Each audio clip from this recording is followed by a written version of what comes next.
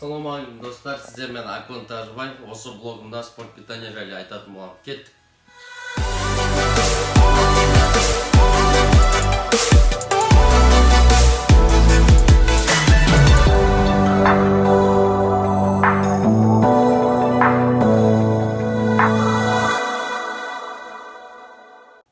Достар, негізі спорт питанияны көп адамдар дұрыс түсіне бермейді.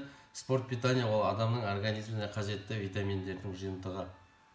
Мына жерден бастасақ, бұл гейнер деген углеводтардың жиынтығы. Одан кейін протеин ол белоктардың жиынтығы. Ондай үлкен күреч.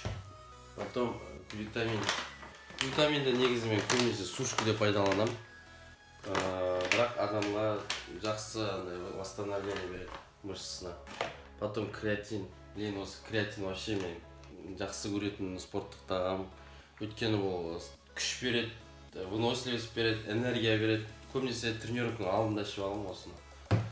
Короче, жақсы көмектеседі. Одан кейінгі екінші мен жақсы көретін ол БЦА, яғни аминокислот. Аминокислотты тоже тренировканың алдында ішіп аламын. Бұл как восстановление ретінде жүреді. Но маған ұнайтыны осылар.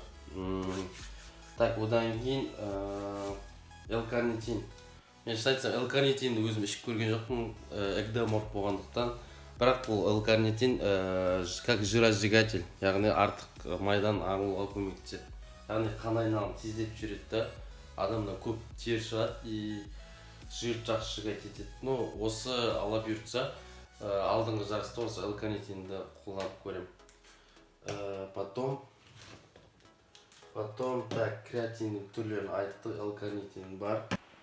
Достар, тағы да менің ең сүйікті спорттық тағам ол предтрен, яғни энергетик. Энергетик көбінесе тренировканың алдында ішіп аламын. Кейбір кезде ұйқым қанбай или қарным ашып, шаршап тұрған болсам, осы жақсы көмектеседі.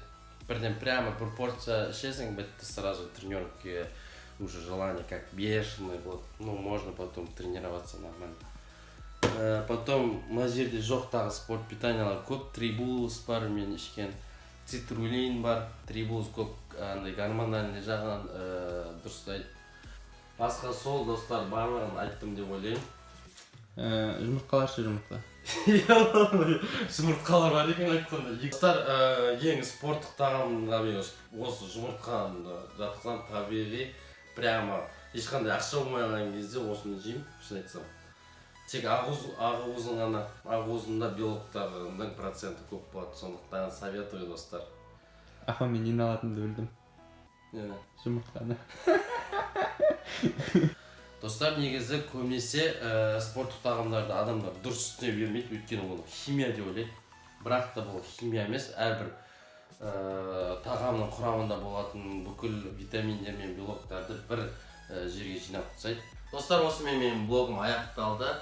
Мен кеңесімнің пайдасы тиеді деген үміттемін. Осы видео ұнаса лайк басып кетіңіздер, және ол жақта подписацияны басып, колокольчикті басып қойыңыздар, чтобы менің видеомды бірінші көру үшін. Достар, бәріміз қазақша фитнесті дамытайық, спортпен шұғылданайық, денемізді қалыпқа келтірейік.